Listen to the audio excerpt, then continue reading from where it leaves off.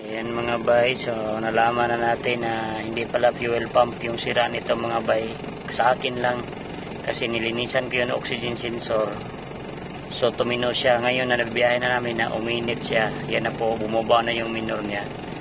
Dati yung okay pa yung, bago pa yung linis yung oxygen sensor, nasa 9,000 RPM po siya, ay 900. Hindi po siya abot ng 1,000. So ngayon, tignan nyo ang babaw. Nasa 600 lang. Tapos suminto kami kasi walang lakas. Tingnan natin. Hindi bumababa yung RPM. Wala siyang lakas.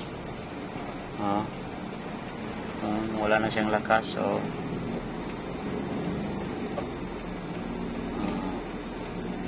Wala siyang lakas. Hintayin lang namin na babalik yan.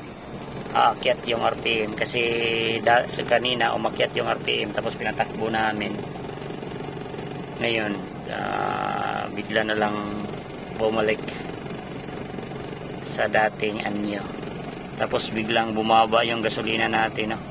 So yan talaga pag oxygen sensor yung sira mga bay. Yung supply kasi sa gas, siya kasi yung magkocontrol doon sa exhaust, kaya hindi niya makontrol. Kaya yun, parang tumakaw, bigla na lang nag-alarm mo. Nandyan yan sa 3 bars kanina yung temperature sensor na yung temperature gauge na normal naman. Kala ko kasi yung fuel pump yung sira, buti na lang yung fuel pump hindi pa na-ship sa sealer. So at least nauna pa na-ship yung natin, tinatawag na oxygen sensor, kaya oxygen sensor na lang ang ating ikapapalit nito. Wala talaga. Pag linisan ko yung oxygen sensor, tumino yan mga bay.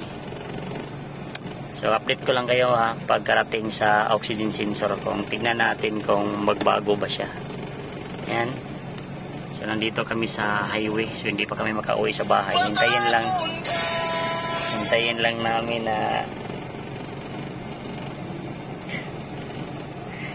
lang namin na aakyat yung RPM bago kami mag-uwi sa bahay. Malapit lang kami sa bahay namin. So grabe. Tagal-tagal niya na bumalik.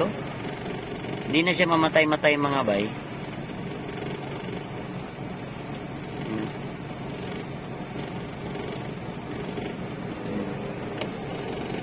Kanina pagpunta ko doon sa Valencia, gumanda yung minor yan. Babalikan ko kayo mamaya pag babalik yan.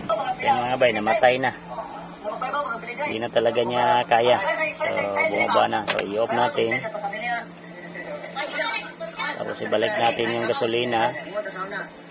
Tignan din natin kung fuel pump to. Pag fuel pump to, ayan, balik natin. Dalawa. Yan, dalawang start na to So tignan natin kung patay, ubos na yung battery natin. Putik. Putang ina. Maubos pa yung battery natin. Putik, hindi na maka-start mga bay. Ubusan pa tayo ng battery. Walang hiya talaga to.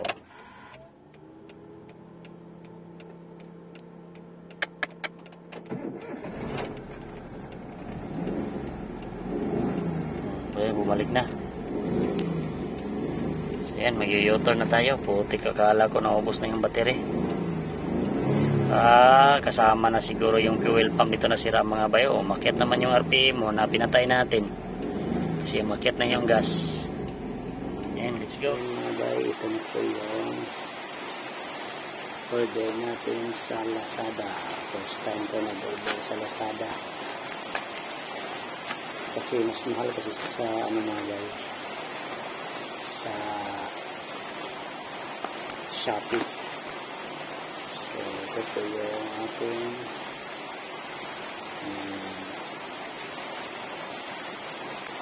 oxygen sensor. Ito. So pang ano po to? Pang Cherry Tokyo na oxygen sensor mga bayo.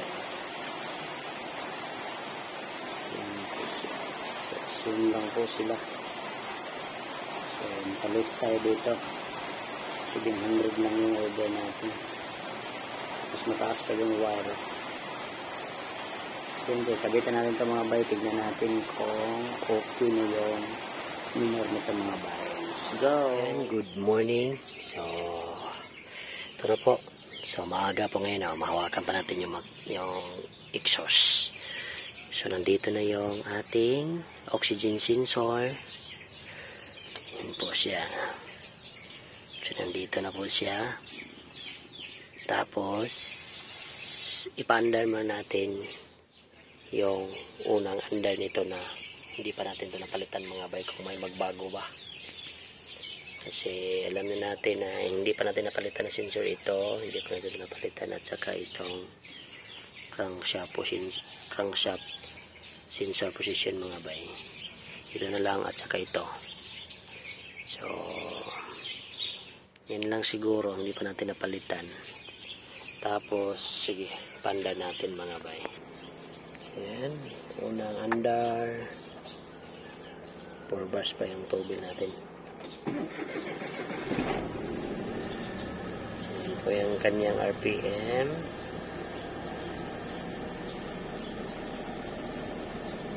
bababa siya sa 9. Yan, akit-akit siya na. Yan. So ngayon, yan, baba naman. Kung mag-aircon, yan, lalong bumaba yan. Aakyat naman. So yan talaga ang problema niyan mga bay. So yan. So ito na po yung bagong sensor natin. So tanggalin natin yan. Tapos tignan natin kung aakyat at bababa yung RPM nito. Dapat ganyan lang talaga yung RPM yung mga bay, 900. So dapat. So yung fan natin nakarekta na kasi to. May thermostat naman tayo. Hindi pa natin na ilagay mga bay. So panghuli na siguro yun natin ilagay. Tapos bago na yung temperature sensor. Yung mga hose dito, nilagyan na natin ng mga ganito. Dito natin ilagay. So, at least all goods na. Kung sana ma-all goods na mga bay na may kabit na natin yung bagong oxygen sensor. Ayan, kabit na natin mga bay. Let's go! So ngayon, napapalitan na sana. Parang hindi lumalala yung minor niya. Parang tama lang. So pag maka-aircon yan, tignan niyo.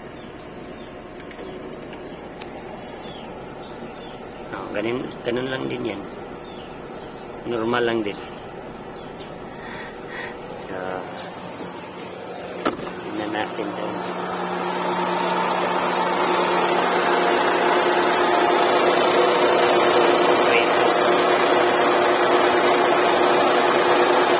Compressor mga bay, pag-aircon na natin so is ano pa, all goods pa mga bay.